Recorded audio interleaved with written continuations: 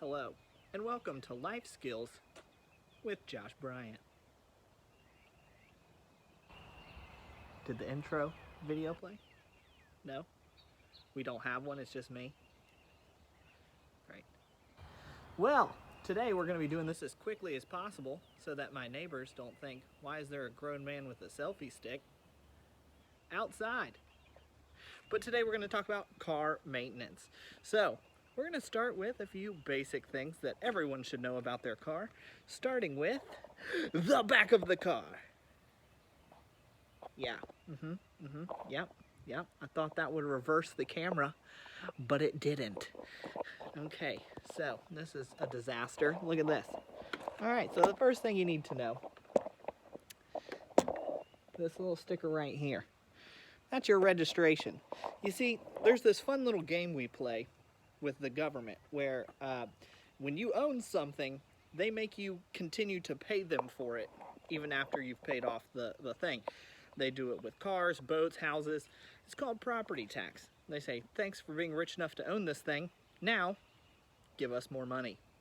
It doesn't make any sense, but you have to pay your property tax in order to continue to drive your vehicle legally, and that's what your registration is. So you'll get a bill in the mail once a year, pay it. You can get pulled over, go to traffic court, like Jake from work. Good job, Jake. He didn't pay his registration fee for 4 years. You got a ticket sent to court. All right, next. Let's say that somebody dings your car or scratches it, and you want to paint it. How do you do that? Well, I'll tell you. Inside your car,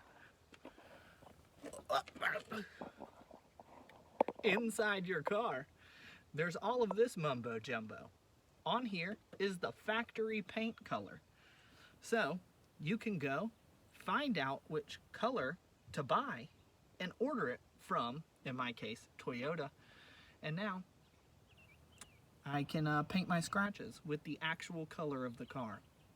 It looks good. It works. I painted this one and you don't even know it. All right, next. Let's say, what do you do with your tires? Okay? Your tires need to have good pressure.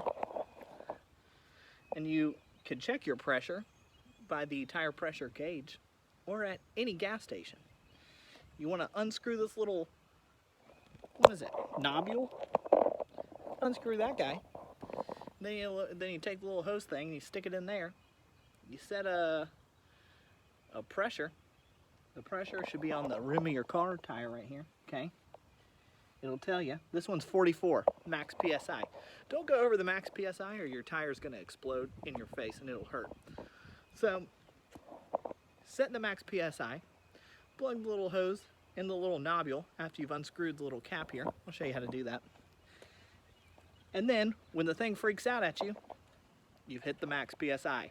Unhook the hose, or it'll explode in your face. See, look, you just twist it off. You want to put this somewhere where you're not going to lose it. I usually put it right there. You stick the hose in, you fill it up, you pull it out. All right, next on our list is tire tread. So you see, I got some good grippies on my tire. You don't really want a balding tire because then when it rains, you'll lose traction. You could slip off the road and die. That's not fun. So generally, this is some good traction. Now your tires have little warning marks in here. Little nozzles that stick up. And when your tread is flat with that little warning nozzle, that little warning bump, you probably can't tell, but there's one right here. When the tread is even with your little warning bump, that means it's time to get a new tire. You're welcome. So that brings me to maintenance. You want to keep up with your car, okay? That means get an oil change regularly.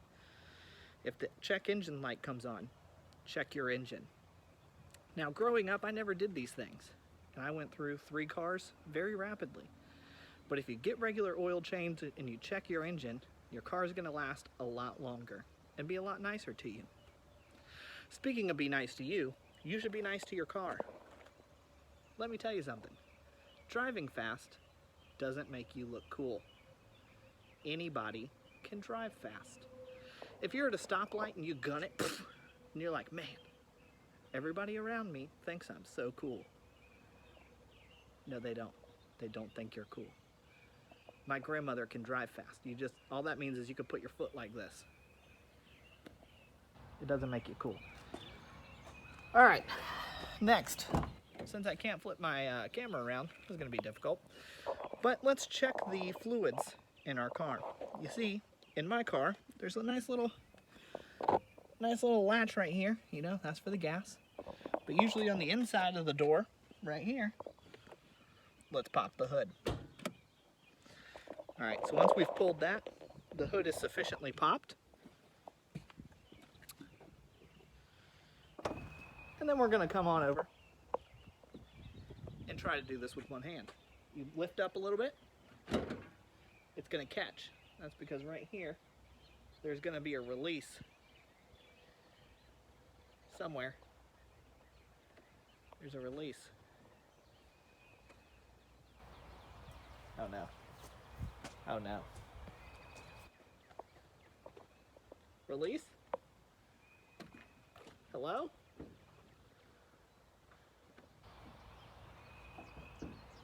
Ah! I was gonna pretend like it fell on my fingers, but then I thought that might not be as funny.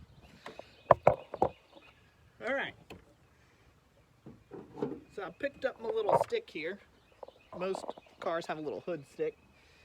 And you prop it up. If you don't do that, it's gonna fall and you're gonna have a bad time. All right. So what we're gonna check today is the fluid levels. You can see full, low. So I'm a little on the low side, but look at all that. Never open when hot. That's pro tip number, I guess 1, but we've had a lot of pro tips so far.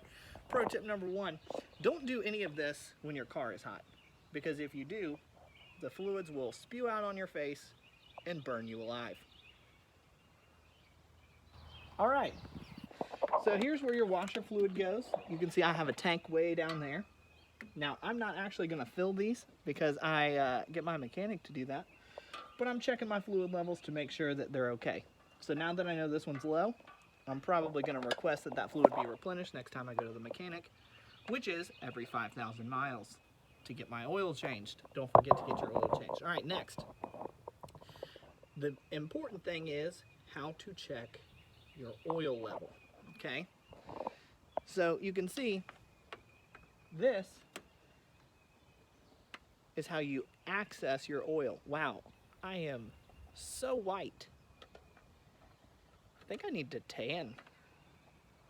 Anyway, this is how you access your oil, okay? But that's not how you check your oil. That's how you're gonna add more oil if you need to. How you check your oil is this little dipstick right here. And no, I'm not talking about you. Okay? It says engine oil. Now, let's see if I can prop this selfie stick up. $10 says I'm breaking something. All right, so you pull this out. Then what you need to do is you need to take a clean cloth and wipe it off. Stick this back in. And then pull it back out. Then you need to check the level. See how I'm between these two tiny little dots? Those dots indicate full and empty. So you want to be between those two dots. If you're over the two dots, you're too full. If you're at the bottom dot, you're too empty. And that's not good. If you don't have enough oil, it'll burn your car up. Also, notice how the oil color was this nice bright golden and not a dark black. That's because I get my oil changed regularly. You want to have a nice brighter color oil. The darker color it is, the more likely it is you haven't changed it in a while and it needs to be changed. Finally, if you need to jump start your car, it's a complicated process. So you get the jumper cables. I'd show you, but I don't know where they are. This is not a good tutorial. Okay, you got a red and a black on both sides. You always want to hook up to the dead car first, okay? So you put the red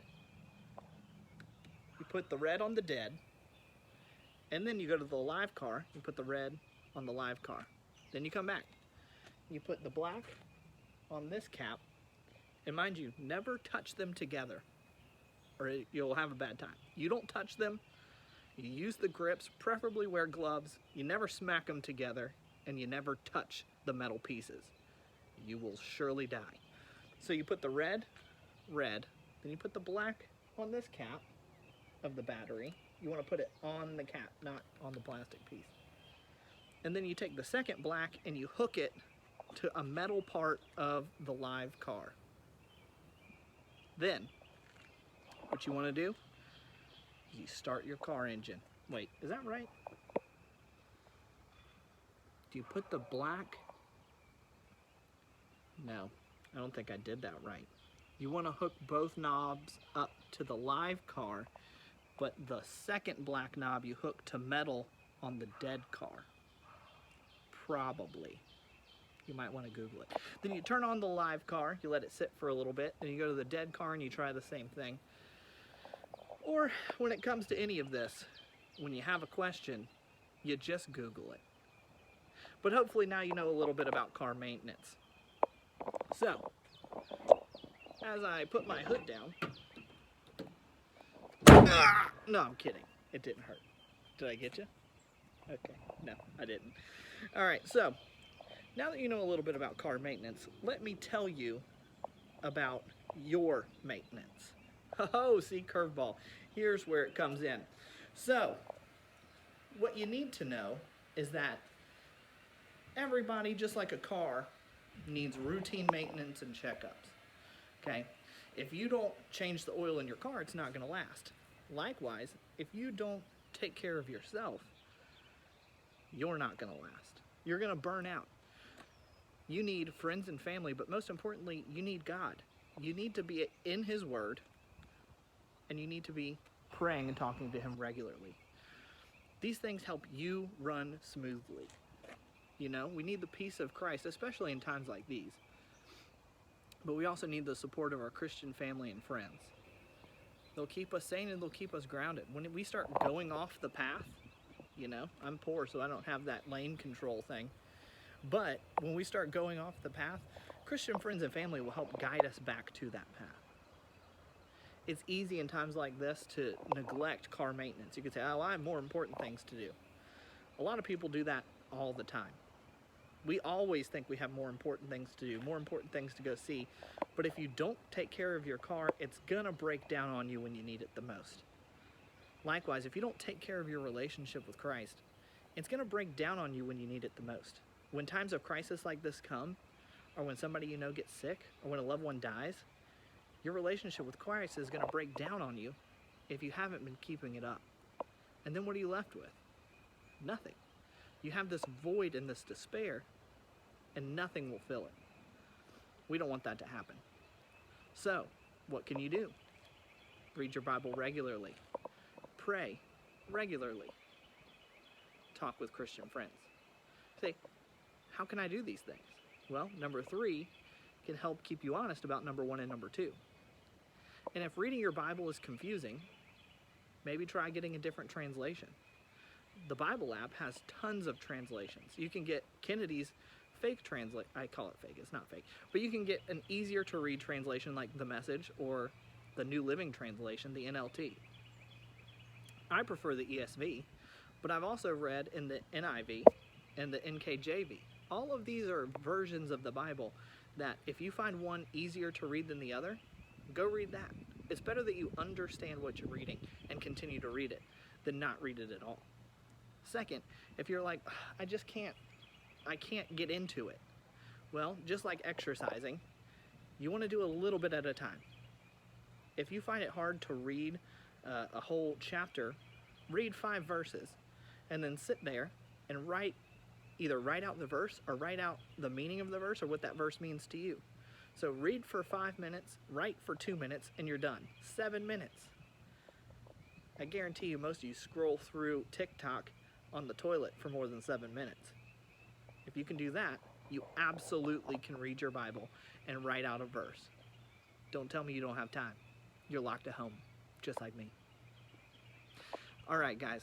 Well, I hope you, let's be honest, probably didn't learn much, but I hope you laughed at me a little bit. And I hope you take seriously the challenge to read your Bible and pray. We need to be with each other, but we also need to be with God during this time. So, what we're going to do now is hop off YouTube and get on Zoom. The meeting ID I'm about to put in the chat of the YouTube channel, and today's password is going to be car. See you there. Bye-bye.